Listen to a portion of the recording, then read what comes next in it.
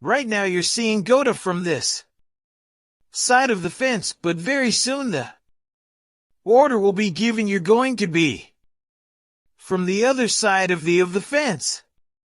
And one of the reasons why I want to Doug on today is because in my own experience, in Desert Storm just before we launched that big offensive into Iraq, that big armored defensive, Doug came and did that very same thing to us, to all the troops. He went around to everybody and he came and told them what was going on and what the plan was, so everybody knew from the top down. And when I saw that, Doug, I thought of you when you did that for us. Well, the Israeli defense minister got it right, and he knows this, and the Israeli officers that I worked with over the years know exactly how problematic this is. I think that's one of the reasons we've seen a delay. Remember, initially the idea was we mobilized and we straightway invade. I think the senior military leadership said, no, let's back off and let's prepare ourselves, because when you go into urban combat, and I'm fortunate that we saw virtually none of it when we were fighting, but when you go into it, you have to not simply train differently, but you organize very differently on a tactical level, and today it's even more complex and challenging than it's ever been before because of new technologies. You know, for instance, the Israelis, I'm sure, will make absolutely certain that there's persistent surveillance overhead, so they'll be able to watch day or night, whatever moves, whatever transpires. At the same time, they'll monitor all the transmissions, whether it's a cell phone or radio or anything else, and they'll be able to pinpoint those very quickly. And I would expect that the Hamas crowd will do everything they can to try and confuse the Israelis.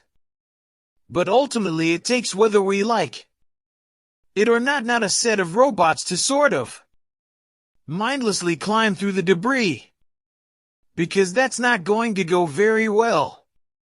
It's going to take man, and that's his bottom line message, and he's right. The worst part is, of course, they've demolished these areas. It would have been better had they left both these buildings intact, but now it's demolished. Even so, the Israelis have done these kinds of things before.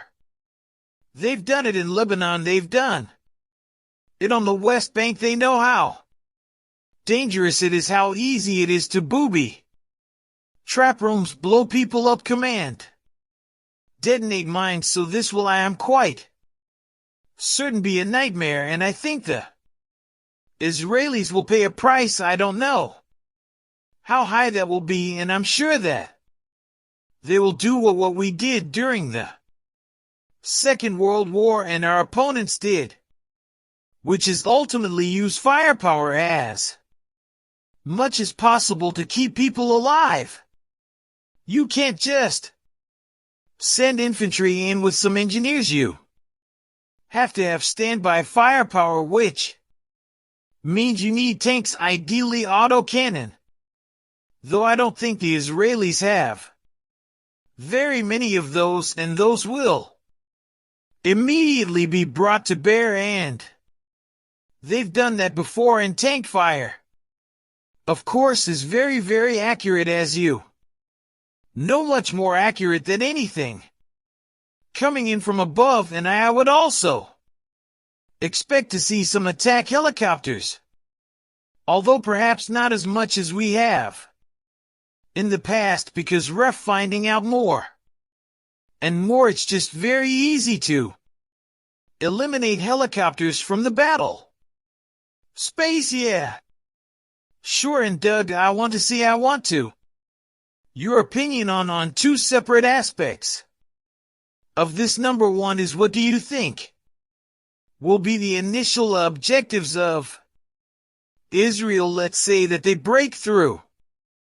the fence, and like you know what is their first, second, and third tactical objectives, and then the second part is, what do you think the Hamas side is going to do? What is their objective?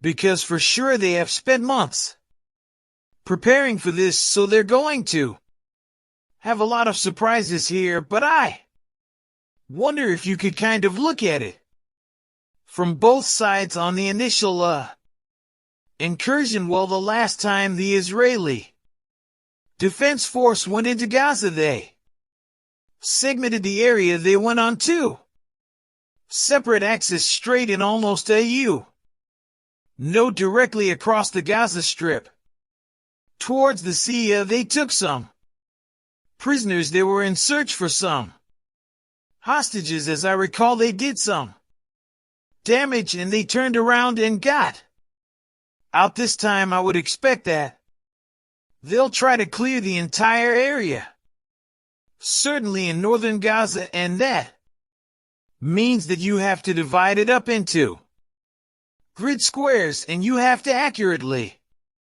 assess what you're doing in each one end as you progress slowly but surely. This is not something you rush. If you rush into it, you're going to lose a lot of people, so I'm sure they're going to be very systematic about it, as the Russians were in Chia, and like the Russians, I'm sure the Israelis will use lots of firepower to eliminate, discovered threats, if you will. And so, when Russia went in in the first Shin War, especially with a lot of their mechanized forces, they had a lot of basically high learning curve and lots of mistakes and lots of losses. Do you think something like that's going